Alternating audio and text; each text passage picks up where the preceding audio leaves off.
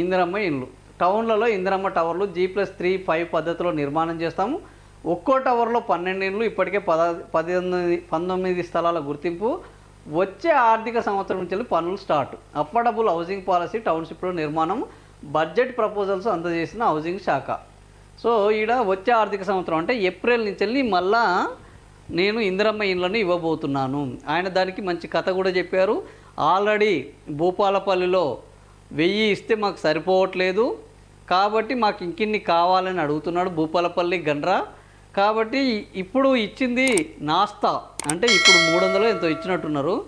ఇది నాస్తా ఏంది లంచ్ ఇంకా భారీగా పెడతాము.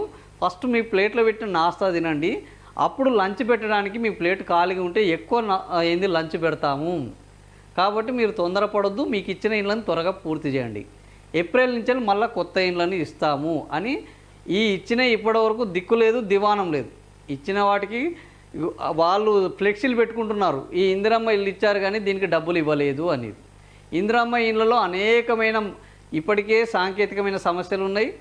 కేంద్రము నిధులు ఇవ్వట్లేదు.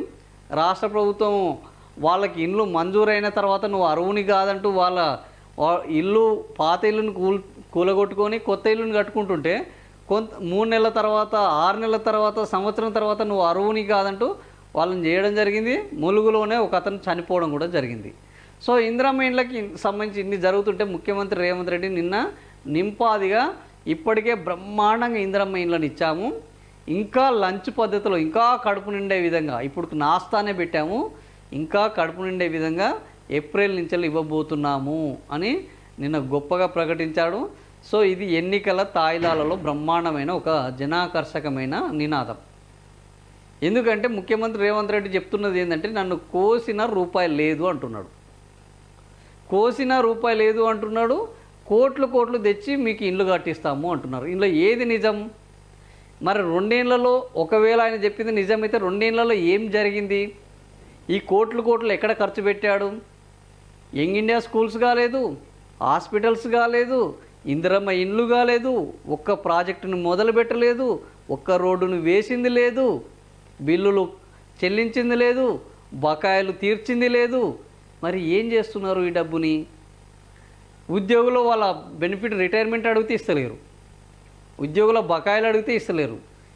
వాళ్ళు గట్టిగా ఉద్యమం చేస్తే నన్ను కోసిన రూపాయి లేదు అని చెప్తున్నాడు. మరి కోస్తే రూపాయలు లేని ఆయన రేపు ఓటు వేస్తే కోట్ల రూపాయలు ఎక్కడి నుంచి తీసుకుని ఇస్తాడు? ఈ దానికి రేవంత్ రెడ్డి ఏం సమాధానం చెప్తాడు?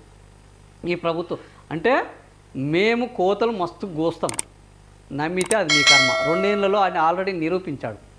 6 గ్యారంటీల కోసం నేను మస్తు కోతలు కోసాను, నమ్మింది మీరు, నమ్మితే ఆ పాపం మీది, నాది కాదు. 6 గ్యారంటీలు అమలు చేసే పరిస్థితి లేదు. ఆల్రెడీ తులం బంగారాన్ని ఎత్తేసారు, ఆల్రెడీ ఆడబిడ్డకు 2500 అనేది కాదు అని చెప్పడం జరిగింది. స్కూటీలు ఇవన్నీ అసలు ఆ ఊసే లేదు. ల్యాప్టాప్ల గురించి ఆలోచనే లేదు. ఇప్పటి వరకు పెన్షన్ పెంపు అనేది జరిగిందే లేదు. సో ఇట్లాంటి గ్యారంటీలను మేము గ్యారంటీగా ఎగ్గొడతామంటున్నారు. గ్యారంటీ అంటే గ్యారంటీగా అమలు చేయాల్సింది. ఇప్పుడు వీళ్ళు ఏమంటారు అంటే 6 గ్యారంటీలను గ్యారంటీగా ఎగ్గొడతాము, అందులో మీకు సందేహమే లేదు, ఇది మా గ్యారంటీ అని ప్రభుత్వం చెప్తుంది. మా గ్యారంటీ ఎగ్గొట్టడం, మా గ్యారంటీ చెప్పింది చేయకపోవడం, మా గ్యారంటీ నిరుద్యోగులకు ఉద్యోగాలు ఇవ్వకపోవడం, మా గ్యారంటీ ఇచ్చిన హామీలను అమలు చేయకపోవడం. ఇది ఇప్పుడు కాంగ్రెస్ కొత్త విధానం లెక్క కనబడుతుంది. మరి ఈ ఎన్నికల్లో కూడా అనేక గ్యారంటీలు ఇస్తున్నారు. మీకు ఇందిరమ్మ ఇండ్లు అంటున్నాడు, డ్రైనేజీలు అంటుండు, మిమ్మల్ని అద్భుతంగా మీ స్థానిక సంస్థలను ఇట్లా అద్దం లెక్క తయారు చేస్తామంటారు. ఇప్పుడు ప్రస్తుతం రాష్ట్రమే అద్దం లెక్క లేదు, దుర్గంధంలో ఉన్నది. నిధులు లేక, నియామకాలు లేక, పరిపాలన లేక, శాంతి భద్రతలు అదుపులో లేక, ఇంకా ఈ ప్రభుత్వము ఇలాగే కొనసాగితే మా బతుకులు బాగుపడతాయన్న నమ్మకం లేక, రియల్ ఎస్టేట్ ఎక్కడికక్కడ కూలిపోయి ఇంకా ఎదుగుతామన్న ఆశ లేక, పరిశ్రమలకు సరైన కరెంటు లేక, ప్రోత్సాహం లేక రాష్ట్రం మొత్తము ఒక దివాలా కోరతనంలో ఉన్నది.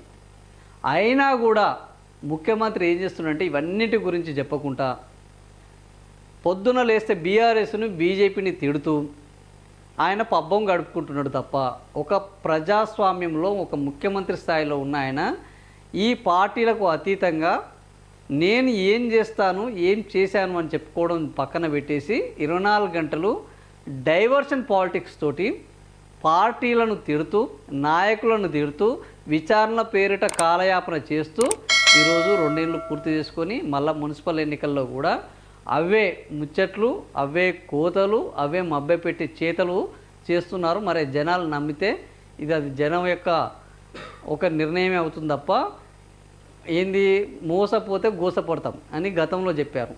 ఎన్నిసార్లు మోసపోయినా మేము మళ్ళీ మోసపోతామని అనుకుంటే వాళ్ళని ఎవ్వరూ రక్షించలేరు. ఈసారి మరి ఎలాంటి తీర్పు ఉంటుందో చూద్దాం.